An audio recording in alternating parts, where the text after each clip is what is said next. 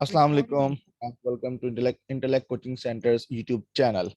आई hope कि आप तमाम स्टूडेंट्स खैरियत से होंगे। आज जो हमारा सेशन है उसमें हम लोगों ने कंडीशंस की प्रैक्टिस करनी है। और कंडीशंस के अंदर आपको पता है कि दो ही चीज़ें होती हैं। या तो हम इफ एल्स इस्तेमाल करते हैं या फिर हम लोग स्विच केस इस्तेमाल करते हैं। तो we are having 4 programs today and we are going to code it live इंशाल्लाह। लैंग्वेज जो मैं इस्तेमाल कर रहा हूँ वो सी प्लस प्लस की लैंग्वेज है। और सी प्लस प्लस में और सी में ऐसा ज़्यादा कोई फ़र्क नहीं है। सिर्फ प्रिंटिंग और इनपुट के जो मसाइल हैं वो सिर्फ मुख्तलिफ हैं। अदरवाइज तमाम चीज़ें सेम हैं। यानी कि अगर आप सी लैंग्वेज के अंदर प्रिंट एफ इस्तेमाल करते हैं तो यहाँ पर हम लोग सी आउट इस्तेमाल करते हैं। सी लैंग्वेज के अंदर इनपुट लेने के लिए हम लोग स्कैन एफ का इस्तेमाल करते हैं, जबकि सी प्लस प्लस के अंदर हम लोग इनपुट लेने के लिए सी इन का इस्तेमाल करते हैं। Rest of the things are same. Alright, वक्त ज़ाया किए बगैर कोड की तरफ आते हैं। ये मेरा पहला सवाल लिखा हुआ है। Suppose that sale and bonus are float variables, write an if else statement that assign a value to bonus as follows. If sale is greater than $20,000, the value assigned to bonus is 0.10, that is 10% of the sale. If this condition is false, so what we have to consider? We have to consider this particular statement, that is, if sale is greater than $10,000 and less than or equals to $20,000, the value assigned to bonus is 0.05, that is 5%. Otherwise, the value assigned to the bonus is 0, that is 0%. All right, start करते हैं। सबसे पहले हम अपनी library को include करवा लेते हैं, that is I stream. Then we have to write using namespace STD. Alright, हमारा प्रोग्राम स्टार्ट हो रहा है मेन से। जो पहली कंडीशन थी वो क्या थी? अगर आप गौर करें, अब कोड करना शुरू कर रहे हैं। सवाल आपको समझ में आ गया होगा कि दो वेरिएबल्स है मेरे पास, सेल और बोनस के। अगर सेल जो है वो $20,000 से ज्यादा हो जाए तो बोनस 10% दे दीजिएगा, और अगर सेल 20,000 से कम और 10,000 से ज्यादा हो, यानी कि 10,000 से 20,000 के दरमियान में हो, तो 5% बोनस एलोकेट कर दीजिएगा, अदरवाइज कोई बोनस नहीं मिलेगा। ऑलराइट, अच्छा, तो सबसे पहले जो सवाल में लिखा हुआ है उसके हिसाब से काम करना शुरू करते हैं। कहा गया है कि sale and bonus are float variables, तो इसका मतलब ये है कि मैं दो वेरिएबल्स बना लेता हूँ। एक का नाम सेल रख दिया और दूसरे का नाम bonus. The next thing is write an if else statement. अच्छा, मुझे इफ एल्स की स्टेटमेंट लिखनी है, लेकिन जाहिर सी बात है उससे पहले मुझे इनकी वैल्यूज को असाइन करना पड़ेगा, और मैं यूजर से इनपुट ले लेता हूँ। तो प्रिंट करवाने के लिए हम क्या लिखते हैं? सी आउट इंटर सेल, और मैंने यहाँ पे सेल इनपुट ले लिया है। ऑलराइट, अच्छा, बोनस तो मुझे कैलकुलेट करना है, बोनस इनपुट नहीं लूंगा। फाइन। अच्छा, अब मैं इफ एल्स लिखने के लिए जा रहा हूँ। The first condition is if sale is greater than $20,000। If sale is greater than 20,000, तो क्या करना है हमने? हमने कितना बोनस एलोकेट करना है? 10%, that is 0.10। So bonus is equals to 0.10 multiplied by whatever the sale is. Very fine. If this is not the condition, if this is not true, आपको पता है ना कि इफ एल्स हमेशा true या false return करता है। जब भी प्रोग्राम की एग्जीक्यूशन होगी तो वो इफ की कंडीशन पे आके चेक करेगा कि whether this condition is true और false. If this condition is true तो वो इन पैरेंथेसिस के अंदर आ जाएगा और इस स्टेटमेंट को एग्जीक्यूट कर देगा। But if this condition is false तो फिर वो एल्स के पास जाएगा, if else is there. So यहाँ लिखा हुआ if sale is greater than $10,000 and less than और equals to $20,000, the value assigned to the bonus is 0.05. Alright, इसका मतलब ये है कि अगर सेल 20,000 से ज्यादा नहीं है तो I have to check it out कि whether the sale is greater than 10,000. If this is the case, so the value that should be assigned to the bonus is 0.05 multiplied by sale. और कीजिएगा जरा, इस statement के अंदर दोनों बातें आ गई हैं कि लिखा हुआ है कि greater than $10,000 and less than और equal to $20,000। Let me tell you कि ये एग्जीक्यूशन कैसे होगी। देखिए, अगर 20,000 से ज्यादा हुआ फिर तो ये कंडीशन ट्रू हो जाएगी। Let suppose the value of the sale is 15,000। 15,000 का मतलब ये कि this condition will be false, क्योंकि ये तो 20,000 से ज्यादा के लिए थी। Now this time this condition will be true. Amazingly, you can see that कि इन्होंने इन्होंने दो बातें कही थी कि 10,000 से ज्यादा होना चाहिए, 20,000 से कम होना चाहिए, लेकिन मैंने सिर्फ और सिर्फ 10,000 से ज्यादा लिखा है। And the reason is that कि 20,000 से ज्यादा वाली जो जितनी भी कंडीशंस होंगी वो यहाँ पे ट्रू हो जाएंगी। तो just need to write this one. So all right. अच्छा, तीसरी बात क्या कही थी, otherwise the value assign to bonus is 0। तो इसका मतलब ये है कि अगर कोई भी कंडीशन ट्रू नहीं होगी तो मैं बोनस की वैल्यू को 0 असाइन कर दूंगा। परफेक्ट। अब इस प्रोग्राम को चलाकर देखते हैं, लेट्स सी कि हमारा आउटपुट क्या आता है। हम वन बाय वन तीनों कंडीशंस को ट्रू करके देख लेंगे। मैं पहला काम क्या करता हूँ कि सेल इज ग्रेटर देन 20,000 वाली कंडीशन को ट्रू करता हूँ, और लेट सपोज मैं सेल कर देता हूँ 50,000। जस्ट होल्ड ऑन, मैं इसको जरा फॉन्ट को बड़ा कर लूँ ताकि ये विजिबल हो जाए। ऑलराइट, मैं इसको कर लेता हूँ 30,000। ओ माय गॉड, आउटपुट नहीं आ रहा, and the reason is that कि मैंने बोनस कैलकुलेट तो करवाया है लेकिन मैंने उसको प्रिंट नहीं करवाया। ऑलराइट, तो मसले की बात नहीं, मैं यहाँ पे प्रिंट भी करवा लेता हूँ। सी आउट,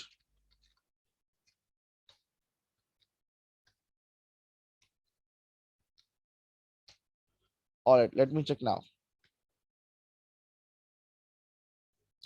मैंने इनपुट दिया है 30,000 और the output is 3,000। Let me see कि इज इट करेक्ट और not.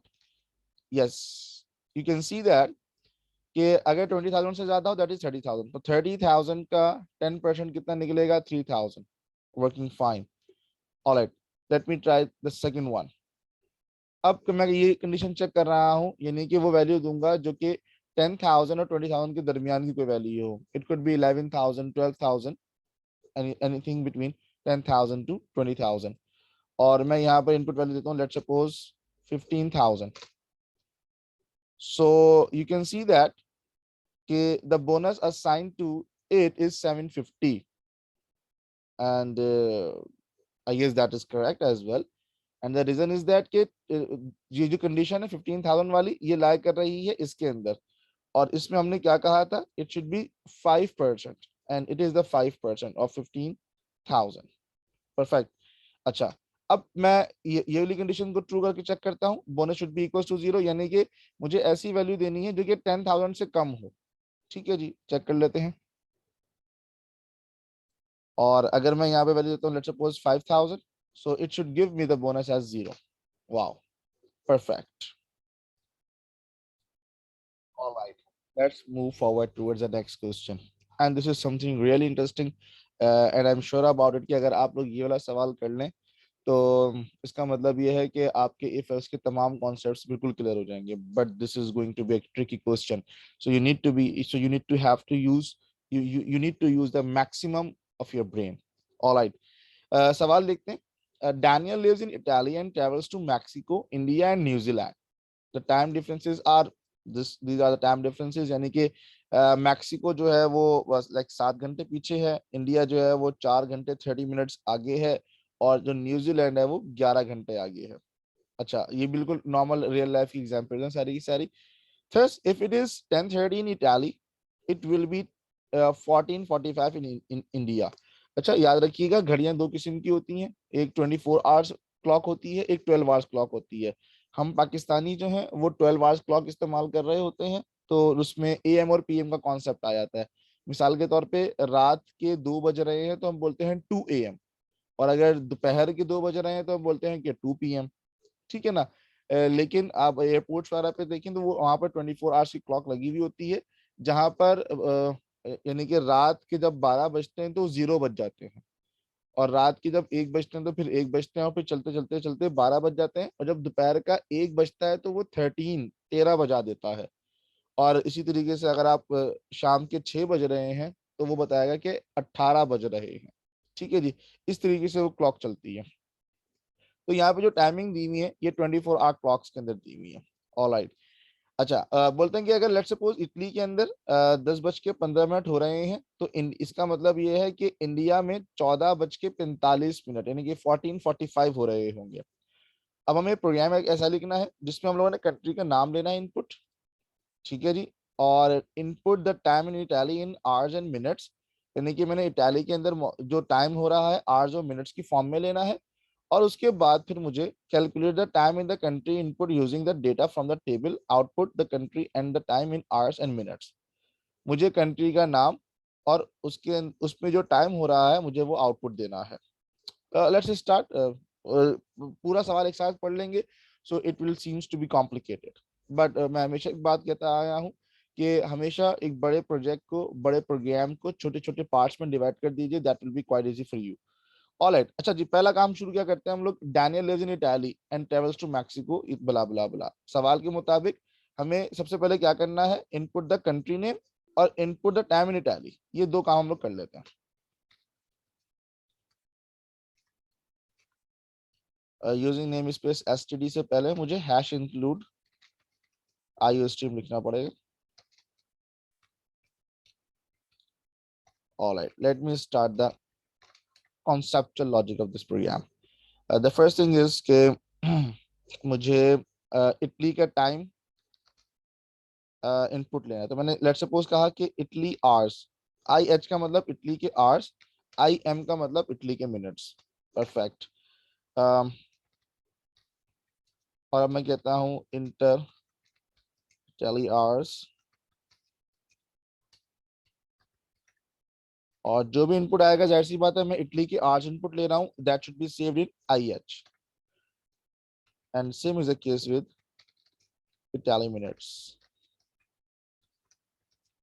and that should be saved in IM Italy minutes.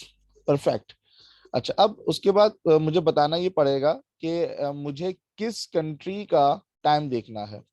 ठीक है जी, सबसे पहले मैक्सिको है, मैं मैक्सिको के लिए लॉजिक बनाऊंगा, और पहले मैं क्या करता हूँ, मैं बोलता हूँ इंटर कंट्री नेम। अब जाहिर सी बात है कंट्री का नाम जो होगा that that could be a character value, तो मैंने क्या कर दिया कि कंट्री लिख दिया। तो मैं क्या सपोज कर रहा हूँ कि मैं मैक्सिको के लिए एम प्रेस करूंगा, इंडिया के लिए मैं आई प्रेस करूंगा, जबकि न्यूजीलैंड के लिए मैं एन प्रेस करूंगा। परफेक्ट। सो जो भी कंट्री का नाम आएगा मैं उसको सेव करवा लूंगा कंट्री के वेरिएबल के अंदर। ऑल राइट, अच्छा मैं जरा इसको चलाकर देखता हूँ कि हाउ इज इट वर्किंग, कोई एरर तो नहीं है अभी तक। मैंने प्रोग्राम को एग्जीक्यूट किया, वो मुझसे पूछा इटली के आवर्स दीजिए, मैंने कहा 2 बजकर लेट सपोज 30 मिनट्स हो रहे हैं। उसके बाद मुझसे पूछ रहा है कि कंट्री का नाम बताइए, मैंने कहा एम। परफेक्ट, इसका मतलब ये कि सो फार देयर इज नो एरर। अच्छा, अब लॉजिक अप्लाई करने के लिए जा रहा हूँ। सवाल के मुताबिक मैक्सिको में क्या क्या क्या कंडीशन है। आसान सी कंडीशन है, मुझे सिर्फ और सिर्फ आवर्स के ऊपर काम करना है, दैट इज -7। यानी कि जो भी इटली के आवर्स होंगे मैं उसमें से 7 को माइनस कर दूंगा। I don't have to work with the minutes, मुझे मिनट्स के ऊपर कोई काम करने की जरूरत नहीं है। All right. अच्छा, अब यहाँ पे इफ की कंडीशन शुरू हो जाएगी। तो पहली बात तो ये कि अगर कंट्री का नाम मैक्सिको हो यानी कि एम, ठीक है जी, तो फिर ये वाला सारा काम करना है आपने। ठीक है, याद रखिएगा ये डबल इक्वल्स टू लगा हुआ है। डबल इक्वल्स टू इस्तेमाल होता है कंपैरिजन के लिए, सिंगल इक्वल्स टू इस्तेमाल होता है असाइनमेंट के लिए। यानी कि if you want to assign a particular value to a variable, तो फिर आप एक इक्वल्स टू इस्तेमाल कीजिएगा, लेकिन अगर आप दो वैल्यूज को आपस में कंपेयर करना चाह रहे हैं then you have to use this double equals to. Alright, so अगर कंट्री जो है वो मैक्सिको है तो मुझे क्या करना होगा। अच्छा, अब इसके लिए मुझे मैक्सिको के आवर्स और मैक्सिको के मिनट्स का वेरिएबल लेना पड़ेगा। परफेक्ट, मैं ले लेता हूँ मैक्सिको के आवर्स एंड मैक्सिको के minutes. M H represents Mexico के hours, M M represents Mexico के मिनट्स। ऑलराइट, सो मैक्सिको के आवर्स की लॉजिक क्या थी, मैक्सिको के आवर्स कैसे मालूम होंगे कि जो भी इंडिया के इटाली के आवर्स होंगे उसमें से मैं 7 को माइनस कर दूंगा। सो मैक्सिको के hours is equals to India के आवर्स -7। ऑल राइट, और आई गेस दैट्स इट। और मैक्सिको के मिनट्स में कोई चेंजेस नहीं थी, तो मैक्सिको के मिनट्स वही हो जाएंगे जो कि इंडिया के मिनट्स हैं। परफेक्ट। अच्छा, अब अगर मैं इसका मैक्सिको मैक्सिको का टाइम अगर मैं प्रिंट करवाना चाहूँ तो it would be something like कि पहले मैं यहाँ पे लिखता हूँ मैक्सिको के hours, then I need to put a colon over there, फिर मैक्सिको के मिनट्स, एंड एल इस्तेमाल करते हैं लाइन को एंड करने के लिए। ठीक है जी। अच्छा, मैं एक काम और भी करता हूँ कि यहाँ पर इंडिया का टाइम भी प्रिंट करवा लेता हूँ। सो इंडिया के अच्छा, यहाँ पे पहले मैं लिखता हूँ कि इंडिया में क्या टाइम हो रहा है। India as it is, inverted commas में आप जो भी चीज लिखते हैं वो एज इट इज प्रिंट हो जाती है। उसके बाद फिर क्या होना चाहिए, इंडिया के आवर्स आने चाहिए, then I need to put a colon over there, और उसके बाद फिर इंडिया के मिनट्स आने चाहिए, एंड एल अगेन, लाइन को एंड करने के लिए, ताकि वो नेक्स्ट लाइन पर आ जाए। ऑलराइट, लेट मी सी के व्हाट्स गोइंग ऑन। अच्छा, इटाली के hours, oh I am sorry, I guess के, सॉरी, मैंने यहाँ पे इंडिया लिख दिया, it should be Italy. So Italy के आवर्स, मैं लेट सपोज मैं कहता हूँ कि 12:30 हो रहे हैं, तो टाइम लिखा हुआ आ गया इटाली का 12:30, परफेक्ट। मैंने कहा कि I have to go towards Mexico, मैं मैक्सिको में जा रहा हूँ, so yes the condition is true. और देखिए कंडीशन के मुताबिक, कंडीशन में क्या लिखा हुआ था कि -7 होना चाहिए। अगर इटाली के अंदर इट वाज 12:30, तो 12 में से 7 को माइनस करें, वी आर लेफ्ट विद 5 और 30 एज इट इज आ रहा है। Wow, perfect, it's working fine. अच्छा, मैं एक इनपुट और दे रहा हूँ, देखिए गौर कीजिएगा। अब की बार मैं दे रहा हूँ लेट सपोज 3:30, और मैंने कहा कि कंट्री का नाम जो है मेरे पास वो है मैक्सिको। वल्लाह, -4:30, और वो हम बचपन में फिजिक्स में पढ़ते हुए आ रहे हैं कि the time can never be negative, time की वैल्यू कभी नेगेटिव नहीं हो सकती। वो -4:30 हमने कभी भी नहीं सुना, ना हो सकता है कभी ना कभी। तो अकल लगाई, तो सोचें जरा ये हो क्या रहा है।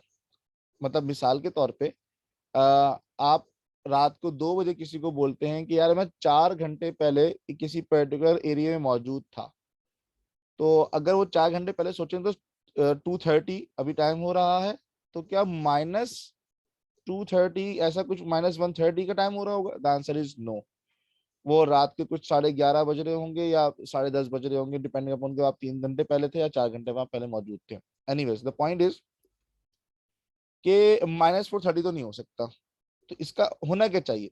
अब जरा सोचते हैं, ये 3:30 था, तो अगर मैं 7 घंटे पहले की बात करूं, तो 3 से पहले 2, 1, फिर 0, और उसके बाद फिर 23, 22, 21, and it should B 20, it should B 20:30 in Mexico. सही है। अच्छा, अब इसके लिए लॉजिक क्या लगेगी, लेट्स सी। इसका मतलब ये है कि अब इफ की कंडीशन इसके अंदर, ये this is called nested if, ये इफ लगा हुआ था ऑलरेडी, अब मैं इसके अंदर इफ लगा रहा हूं कि अगर मेरे मैक्सिको के आवर्स लेस देन 0 हो जाए। Are you getting this one? अगर मेरे मैक्सिको के आवर्स लेस देन 0 आ जाए, क्योंकि लेस देन 0 का मतलब नेगेटिव, हमने हमने कंडीशन लगा ही उस वक्त नहीं है जब हमारे पास मैक्सिको के आवर्स नेगेटिव आ रहे हैं। तो फिर क्या करो, मैक्सिको के hours is equals to Mexico के आवर्स +7 +23। लेट मी सी के व्हाट्स गोइंग ऑन। मैंने कहा इटाली के आवर्स, इट इज 2:30, मैक्सिको में जाइए, इट्स 18:30। गौर कर लीजिए कि अगर 2:30 टाइम हो रहा है इटली के अंदर, तो 7 घंटे पीछे जाएंगे तो क्या 18:30 बनेगा? So I guess the answer should be yes, and yes it is. But here is a problem that instead of 23 over there, it should be 24. अब चेक कर लेते हैं। Let's suppose it's 2:30 in Italy, so in Mexico it will be 19:30. Now that's working fine. आप इसको चाहे तो Google पे check भी कर सकते हैं, जो करंट टाइम आ रहा हो आप वो पुट करके देखिएगा, you will be having the best results इंशाल्लाह। Alright, moving forward. So country, if country is Mexico, we are done with Mexico hours and Mexico minutes, and Mexico is all done। ठीक है जी, इसमें देख लीजिए सिर्फ इसके आवर्स के ऊपर काम करना था, मिनट्स के ऊपर कोई काम नहीं करना था। परफेक्ट। अच्छा, now let's move forward towards New Zealand. अच्छा, बीच में इंडिया भी आ रहा है, मैं इंडिया पे डिस्कशन करूंगा, लेकिन पहले हम लोग न्यूजीलैंड को डिस्कस करने के लिए जा रहे हैं क्योंकि New Zealand seems to be bit easy. अगर न्यूजीलैंड अगर न्यूजीलैंड कंट्री सिलेक्ट किया जाएगा तो इसका मतलब ये है कि हमें 11 घंटे आगे जाना है। ठीक है, सो शुरू करते हैं इसके ऊपर। else if else if country is equals to New Zealand, मैं स्मॉल एन से न्यूजीलैंड को रिप्रेजेंट कर रहा हूं एंड ऑब्वियसली बात है कि मुझे न्यूजीलैंड के आवर्स और मिनट्स को अपने पास सेव करने के लिए I need to have two variables, तो New Zealand hours and New Zealand minutes. Fine, अब मैं कहता हूं कि न्यूजीलैंड के आवर्स कैसे मालूम होंगे कि जो इटाली के आवर्स है उनमें आप +11 कर दीजिए। मैं दिखा भी देता हूं कैसे, +11 ये लिखा हुआ। तो जो भी न्यूजीलैंड के आवर्स आएंगे वो कैसे आएंगे, इटाली के आवर्स में +11 करके। फाइन, और मिनट्स कैसे आएंगे, मिनट्स एज इट इज आ जाएंगे। सो न्यूजीलैंड के minutes is equal to Italy के मिनट्स। परफेक्ट, और अब मैं इसको सी आउट करवा देता हूँ।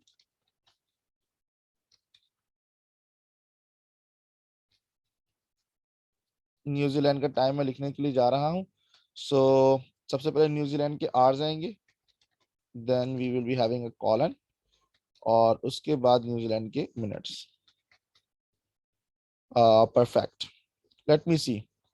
+11 जाना है, टाइम जो मैं एंटर करूंगा वो इटली का होगा। लेट सपोज टाइम हो रहा है 6:20 और मैंने न्यूजीलैंड सेलेक्ट किया है, तो it should be I guess 17:20। Yes it is 17:20 क्योंकि 11 घंटे आगे जा रहे हैं। Perfect, but here is a problem, और वो प्रॉब्लम क्या है कि लेट सपोज अगर मैं टाइम दे देता हूँ 20:30 और मैं कहता हूँ न्यूजीलैंड में जाइए, तो इट विल गिव मी 37:30। ठीक है, और 37:30 डजंट मेक एनी सेंस क्योंकि घड़ी तो 24 घंटे की होती है। सो सॉरी 11 आवर्स जाना था, तो इट विल बी 31:30। ऑलराइट, मैं 17 घंटे आगे चला गया था। सो it will B 31:30। Again that doesn't make any sense क्योंकि घड़ी तो 24 घंटे की होती है और ये 31 तो नहीं आ सकता उसके अंदर। तो इसका मतलब क्या है कि जब भी टाइम 24 आवर्स से यानी कि 23 आवर्स से, क्योंकि आप गौर कीजिएगा 24 घंटे के बाद 0 बच जाता है, 1 नहीं बचता।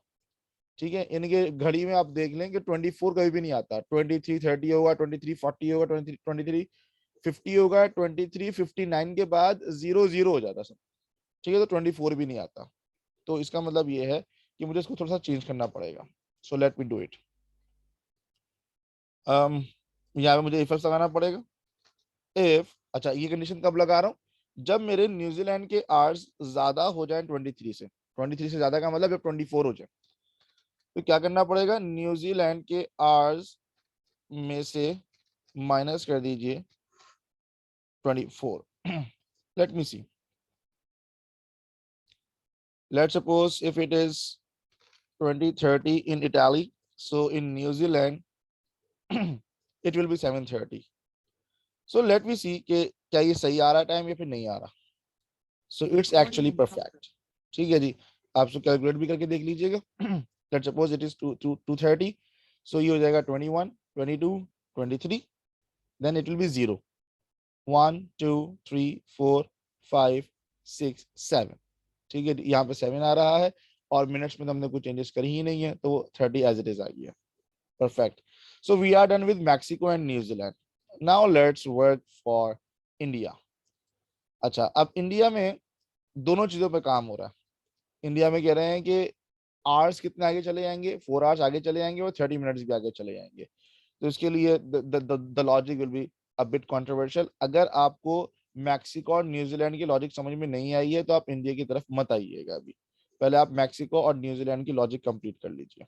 Alright, let's move forward towards India. Else if a country is equals to, यहाँ मैं आई लिख देता हूँ। ठीक है, अच्छा अब मुझे इसके लिए इंडिया के मिनट्स और इंडिया के आवर्स के लिए वेरिएबल बनाना पड़ेगा। तो चूंकि मैं आई एच इटली के आवर्स के लिए लिख चुका हूं, तो मैं लिखता हूं INH, यानी कि इंडिया के आवर्स एंड इंडिया के मिनट्स। परफेक्ट, सो यहाँ पे कैलकुलेट करते हैं। कैसे कैलकुलेट करना था कि इंडिया के आवर्स में 4 प्लस करना है, यानी कि इंडिया के आवर्स मालूम करने के लिए इटाली के आवर्स में आपने 4 प्लस करना है। All right, done. और दूसरा काम क्या करना है, इंडिया के आवर्स मालूम करने के लिए इटाली के आवर्स में 30 प्लस करना है आपने। सो इंडिया के मिनट्स मालूम करने के लिए इटाली के मिनट्स में 30 प्लस करना है। परफेक्ट। लेट मी सी क्या आंसर आ रहा है।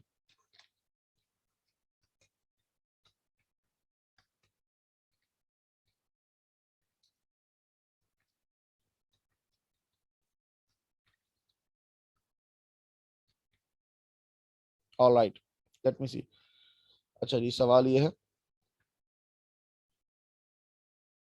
और लेट सपोज मैं इटाली के आवर्स में देता हूँ कि लाइक 2:10 हो रहे हैं। सो इंडिया के अंदर इट शुड बी 6:40।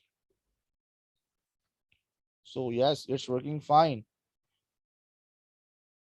एक इनपुट और लेकर देखते हैं। लेट सपोज मैंने कहा कि 10:20 हो रहे हैं। सो it should give me 14:50 in India. Perfect. But what's the issue? अब मैं आपको इशू दिखा रहा हूँ।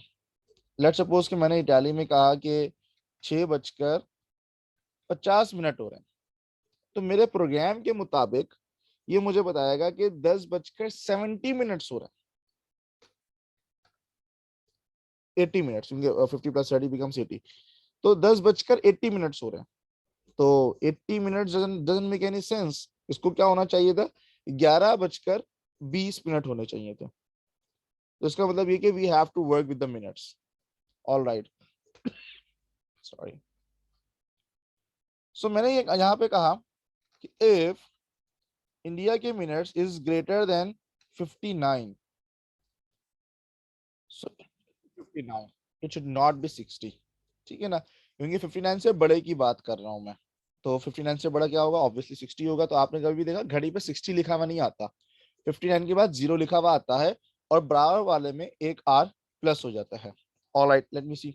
तो मुझे क्या करना है, तो मैंने ये कहा जब भी 59 से ऊपर चले जाते हैं तो आर में 1 प्लस कर देते हैं ना। तो इंडिया के आर्स में आप 1 प्लस कर दीजिए।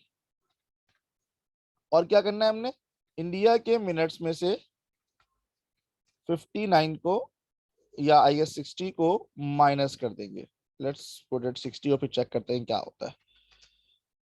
परफेक्ट। अच्छा, अब चला कर देखते हैं जरा, अगेन सवाल की तरफ जाते हैं। सवाल हमारा यही,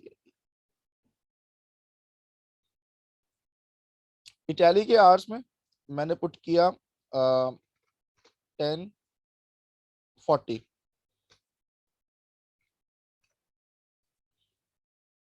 अभी भी ये इंडिया में दिखा रहा है 14:70। सो इसका मतलब ये कि it's not working actually. Late me see what's the mistake. और यहाँ पे मसला क्या है, आई एन एम का, क्योंकि ये आई एम का जो वेरिएबल हमने इस्तेमाल किया हुआ था, ये इटैली के मिनट्स के लिए किया हुआ था। ठीक है, और यहाँ पे हम लोग इंडिया के मिनट्स के लिए काम कर रहे हैं। अगेन चेक कर लेते हैं इसको।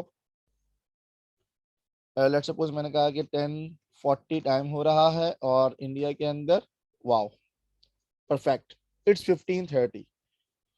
सो बहुत सिंपल है, यानी कि 10:40 हो रहे थे, तो पहली बात तो ये कि 4 घंटे प्लस किया, तो 4 घंटे प्लस करने के पर तो कितना आना चाहिए था, 14 आना चाहिए था। लेकिन ये जो इसमें जो +1 हुआ है वो किस वजह से हुआ, जब मैंने 40 में 30 प्लस किया, सो दैट वुड बिकम 70, और 70 तो नहीं बनता।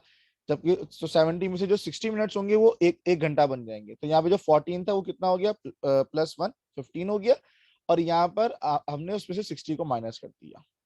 So that's perfect. अच्छा, अब मैं इसमें एक इनपुट और देता हूँ। Let's suppose the input is 22 and 50। India में जा रहे हैं, अल्लाहु अकबर, इट्स 27। सो इसका मतलब ये है कि इसमें अब जो मसला आ रहा है वो किस लॉजिक का आ रहा है, अब मसला आ रहा है जो हमने लॉजिक लगाई थी न्यूजीलैंड के लिए, अगर आपको याद हो कि वो 24 आवर्स से बड़ा हो रहा था। सो इसमें भी अब हम लोग न्यूजीलैंड वाली लॉजिक अप्लाई कर देते हैं कि इफ ये लगा दिया, और अब मैं यहाँ पे क्या कर रहा हूँ, आवर्स के लिए लगा रहा हूँ। इफ इंडिया के आवर्स इज ग्रेटर देन 23, तो क्या किया जाए, इंडिया के hours is equals to minus का 24।